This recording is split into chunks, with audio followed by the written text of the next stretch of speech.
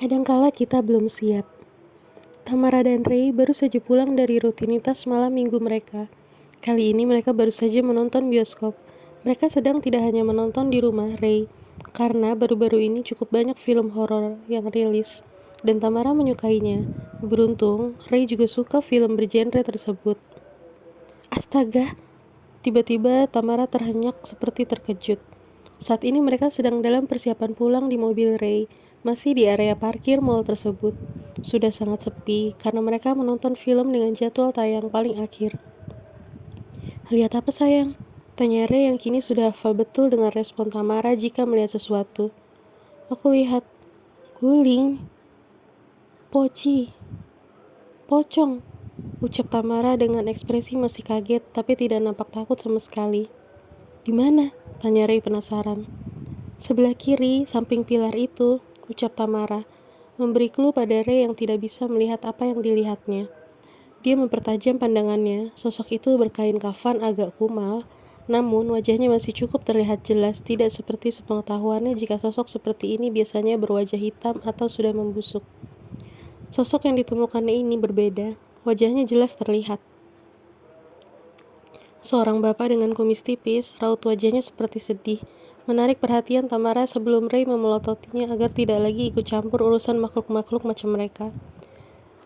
Ray gemas dengan Tamara yang gemar menolong namun suka salah sasaran saking naifnya. Ray, kenapa Poci itu wajahnya sedih ya? Tanya Tamara pada Ray yang sedang mengemudi. Ray mengendikan bahunya. Mana aku tahu, Tam, gak kenal.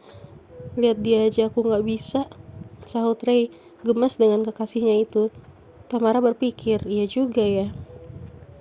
Saat Tamara menoleh ke arah pocong tadi, tiba-tiba saja pocong itu sudah ada tepat di depan jendela mobilnya. Sebelah kiri, tepat di samping ia duduk dari luar. Tamara malah membuka jendela di sampingnya itu. Ray menepuk keningnya seolah paham apa yang sedang dilakukan Tamara. Nama saya Ramlan, ujar sosok itu lirih. Tamara hanya mengangguk. Tolong saya, ujarnya lagi dengan masih sama lirihnya. Tamara mengangkat sebelah alis. Saya belum mau mati, ujarnya lagi. Kini Tamara mengangkat kedua alisnya dan membulatkan matanya. Pikirnya, lah emang gue Tuhan. Lalu Ray sudah menyalakan mobilnya dan bergerak pulang, seperti rencana mereka. Ray sengaja bergerak cepat agar Tamara gak melemah dan mendengarkan curhatan makhluk-makhluk itu. Harusnya kekasih itu membuka klinik konsultasi makhluk halus saja sekalian, pikirnya sebel. Ray, kalau kamu bisa lihat bapak itu, kasihan banget raut wajahnya, ujar Tamara. Katanya kamu lihat Poci, kok kamu tahu kalau dia bapak-bapak? Tanya Ray bingung. Ya kan kelihatan sayang, jawab Tamara. Ray menggelengkan kepalanya. Setelah sekian lama, masih saja ia heran dengan kemampuan yang dimiliki kekasihnya ini. Dia bapak-bapak, punya kumis tipis, tubuhnya agak kurus dan pendek, lebih kecil dari kamu. Namanya Ramlan, jelas Tamara. Ray malah terkekeh dibuatnya. Kalian sempat kenalan, godanya, mencairkan suasana. Ia agak terganggu jika Tamara mulai terlalu fokus pada penglihatannya itu. Dan berhasil, Tamara pun ikut terkekeh mendengar ucapan Ray itu. Kata bapak itu, dia belum siap mati. Terus, gue harus bilang, wow gitu, ucap Ray kocak. Tamara tertawa kecil melihat tingkah kekasihnya yang selalu bisa menghibur itu. Tam, mereka cuma setan, ujar Ray lagi, dengan maksud agar Tamara tak termakan dengan kata-kata makhluk itu. Tapi sebagian memang ada karena ada urusan mereka yang belum selesai di dunia ini, Ray, bantah Tamara. Ray menggeleng, whatever, gumam Ray. Ray, bukannya kita baru baikan, masa berantem lagi? Masa berantem terus karena kemampuan aku ini yang tiba-tiba aku dapat semenjak dari Malang itu? Tanya Tamara sembari mengingat-ingat. Bukan berantem sayang, tapi aku kurang setuju kalau kamu terlalu baik dan gampang banget bantuin apapun. Setiap kebaikan akan ada balasannya sayang. Kalau kita bermaksud baik juga, Tuhan akan melindungi kita kok, ucap Tamara. No, mereka itu manipulatif sayang, ujar Ray tetap tidak mau kalah dan masih tidak bisa habis pikir dengan cara berpikir Tamara. Bukankah menyenangkan kalau bisa bantu mereka selesaikan urusan di dunia ini dan mereka bisa pergi dengan tenang? Aku pikir selama ini kamu cukup senang waktu aku berhasil bantu Ken istirahat dengan tenang dan waktu aku bantu korban-korban Mbah Lastri dikebumikan dengan layak. Ya, aku senang karena kamu senang, Tam, bukan ikut senang untuk mereka. Kamu ini kebanyakan nonton horor sama channel hantu di YouTube sih, gerutu Ray. Tamara langsung mengerucutkan bibirnya. Ngambek karena merasa kali ini Ray tidak mendukungnya. Dan kali ini Ray tidak mau repot-repot mengalah pada Tamara, karena ia benar-benar khawatir kebaikan Tamara dimanfaatkan mereka. Apalagi jika Tamara kebetulan berurusan dengan sosok jahat yang punya maksud buruk. Esoknya mereka masih saling ngambek. Tamara memutuskan untuk mengabaikan Ray. Ia mengunjungi mall yang kemarin ia datangi bersama Ray. Ia memang ada sedikit keperluan membeli skincare dan parfum. Setelah itu ia tidak mampir kemanapun dan berniat langsung pulang. Tidak, ia tidak langsung pulang. Lebih tepatnya ia berdiam diri dalam mobilnya di parkiran mall tersebut, berharap bertemu kembali dengan sosok yang dilihatnya kemarin. Sosok pocong bernama Ramlan. 15 menit kemudian, sosok itu masih belum nampak. Tamara menyalakan musik agar ia tidak bosan.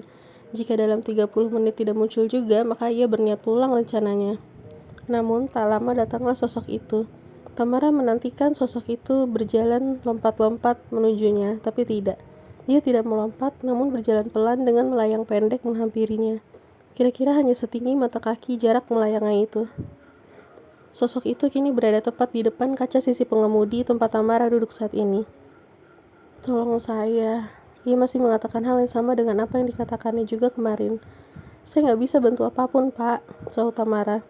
Tolong, kamu bisa. Buktinya kamu bisa lihat saya, padahal saya sudah mati.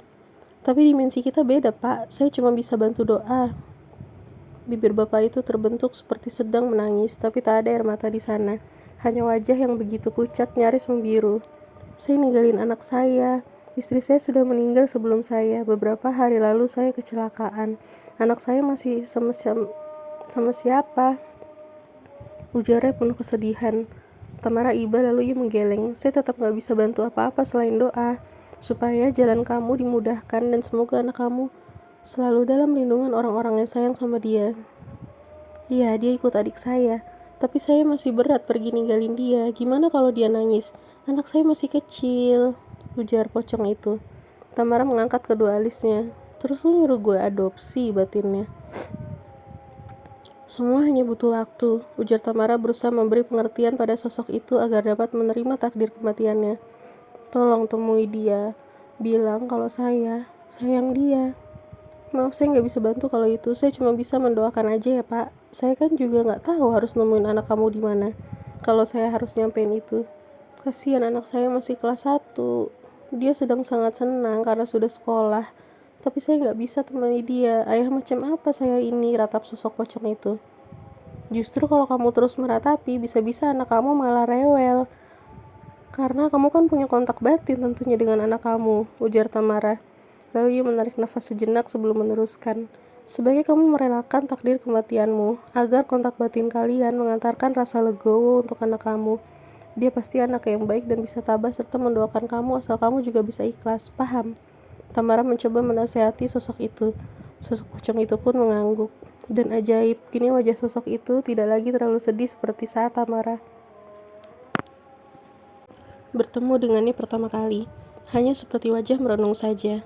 Tamara pun tersenyum padanya. Istirahatlah Pak Ramlan, tugasmu di dunia ini sudah selesai.